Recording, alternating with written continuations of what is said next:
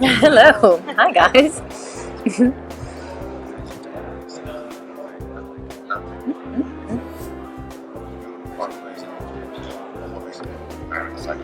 I know. What are her feelings now? Was she married and would she use this ugly?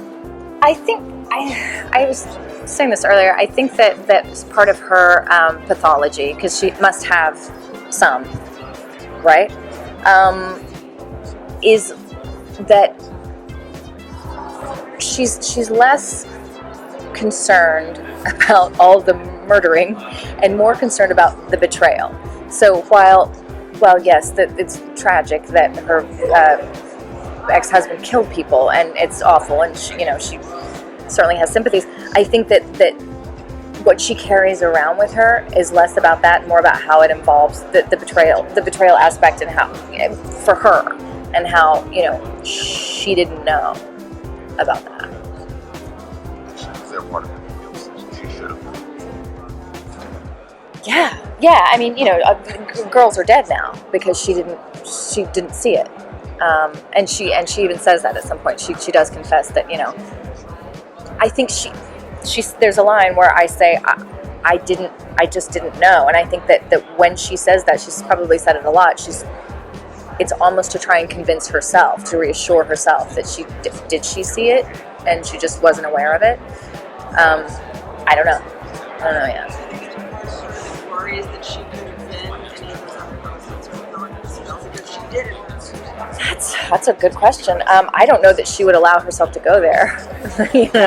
I mean, he was sleeping on her at times. So to try and imagine that scenario might be too much of a psychological mindfuck for her to deal with. What kind of initial preparation did you do before taking on the role? Very little. There's no actual archetype to follow.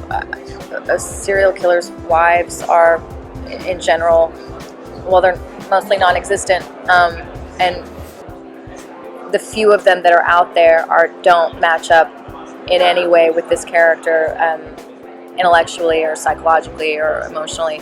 So I couldn't, which meant I didn't have to. I didn't have to do the work. So I just sort of came from a point of view of just an every woman, anybody who would suddenly find themselves in this horrific place. Where he says she's really never loved.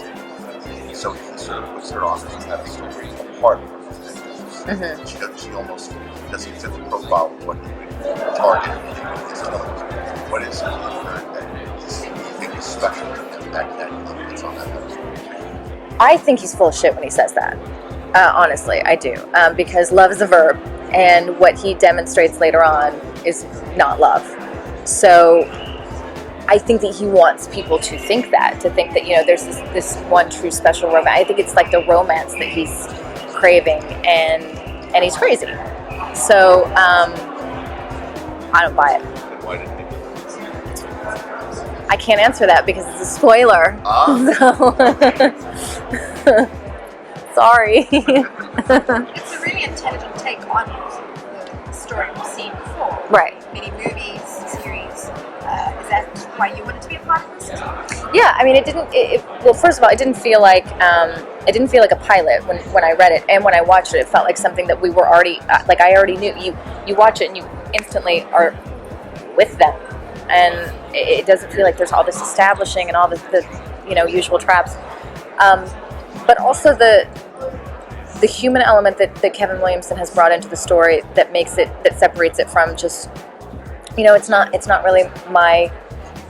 Typically, it's not the kind of genre I would be drawn to, and the reason I was because I felt invested in the characters, because they were flawed, and they were human, and there was something to grasp onto.